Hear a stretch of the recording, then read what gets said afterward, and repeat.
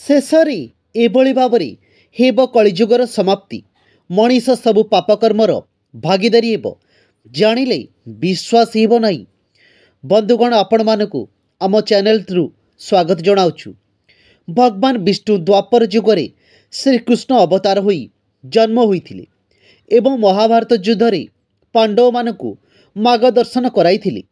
ଆଜି ଆମେ ଆପଣଙ୍କୁ ଗୋଟିଏ କାହାଣୀ ବିଷୟରେ କହିବାକୁ ଯାଉଛୁ, ଯାହା ମହାଭାରତରେ ଲୁଚି ରହିଥିବା ଏକ ଅଜଣା କଥା ଅଟେ। ପୁରାଣ ଶାସ୍ତ୍ର ଅନୁସାରେ ଏବେ କଳିଯୁଗ ଚାଲିଛି। ଏହି ଯୁଗ ବିଷୟରେ ପୂର୍ବରୁ ଲେଖାଯାଇଛି କି ଏହି ଯୁଗରେ ପାପ ଅଧିକ ମାତ୍ରାରେ ବଢ଼ିବା ସହିତ ଘୋର ଅଧର୍ମ ବଢ଼ି ଚାଲିବ। ଏହି ଯୁଗର ଲୋକେ ଧର୍ମର ମାର୍ଗ ଛାଡ଼ି ଅଧର୍ମ ମାର୍ଗରେ ଚାଲିବେ। ଦ୍ୱାପର ଯୁଗରେ ଭଗବାନ ଶ୍ରୀକୃଷ୍ଣ କଳିଯୁଗ ବିଷୟରେ କିଛି ଅଦ୍ଭୁତ କଥା ପାଣ୍ଡବମାନଙ୍କୁ କହିଥିଲେ, ଯାହା ଆଜିର ଦିନରେ ସତ ସାବ୍ୟସ୍ତ ହୋଇଛି। ମହାଭାରତ ଯୁଦ୍ଧ ପରେ ପାଣ୍ଡବମାନଙ୍କ ମଧ୍ୟରୁ 4 ଭାଇ ମହଲରେ ବସିଥିଲେ। ଯୁଧିଷ୍ଠିର କୌଣସି କାର୍ଯ୍ୟରେ ବ୍ୟସ୍ତ ରହିଥିଲେ। ସେହି ସମୟରେ ଜଣେ ବ୍ୟକ୍ତି ଯୁଧିଷ୍ଠିରଙ୍କୁ ସାକ୍ଷାତ କରିବା ପାଇଁ ଆସିଲେ। ସେଥିରେ ବସିଥିବା ସହଦେବ କହିଲେ, ମହାରାଜ କାର୍ଯ୍ୟରେ ବ୍ୟସ୍ତ ଅଛନ୍ତି। ମୁଁ ଯଦି ଆପଣଙ୍କର କିଛି ସାହାଯ୍ୟ କରିପାରିବି ତାହେଲେ କୁହନ୍ତୁ। ଏହାପରେ ସେହି ବ୍ୟକ୍ତି ସହଦେବକୁ ପ୍ରଶ୍ନ ପଚାରିଲେ କି ଗାଁର କ୍ଷେତକୁ ପୁତଳା ଜଗି ରହେ, କିନ୍ତୁ ଏବେ ସେହି ପୁତଳା କାହିଁକି କ୍ଷେତରେ ସବୁ ଚାଷ ନିଜେ ଭକ୍ଷଣ କରୁଛି? ସହଦେବଙ୍କ ପାଖରେ ଏହି ପ୍ରଶ୍ନର କୌଣସି ଉତ୍ତର ନଥିଲା। ଏହାପରେ ସେହି ବ୍ୟକ୍ତି ଜଣକ ନକୁଳଙ୍କୁ ପ୍ରଶ୍ନ କଲେ କି ଜଣେ ସ୍ତ୍ରୀ ଲୋକ କୂଅରୁ ପାଣି କାଢ଼ି ବଡ଼ ମାଠିଆରେ ଭର୍ତ୍ତି କଲେ ଏବଂ ତାକୁ ନେଇ 4 ଗୋଟି ଛୋଟ ମାଠିଆରେ ଭର୍ତ୍ତି କଲେ।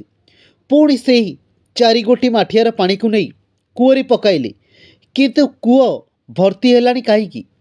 ନକୁଳଙ୍କ ପାଖରେ ଏହି ପ୍ରଶ୍ନର କୌଣସି ଉତ୍ତର ନଥିଲା। ମହାଭାରତ ଯୁଦ୍ଧ ପରେ ଏହାପରେ ସେହି ବ୍ୟକ୍ତି ଜଣକ ଅର୍ଜୁନକୁ ପଚାରିଲେ କି ଜଣେ ଲୋକ ପାଖରେ ଛୁଞ୍ଚି ଥିଲା।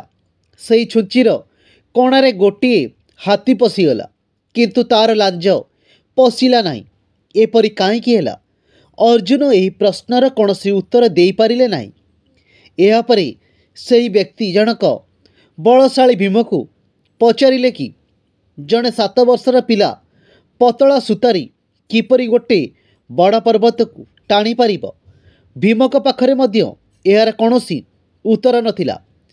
ଏହାପରେ 4 ଭାଇ ଯୁଧିଷ୍ଠିରଙ୍କୁ ଡାକି ଆଣି କହିଲେ, ଜଣେ ଅତିଥି ଆସିକି ଏହିଭଳି ଅଦ୍ଭୁତ ପ୍ରଶ୍ନ ପଚାରୁଛନ୍ତି।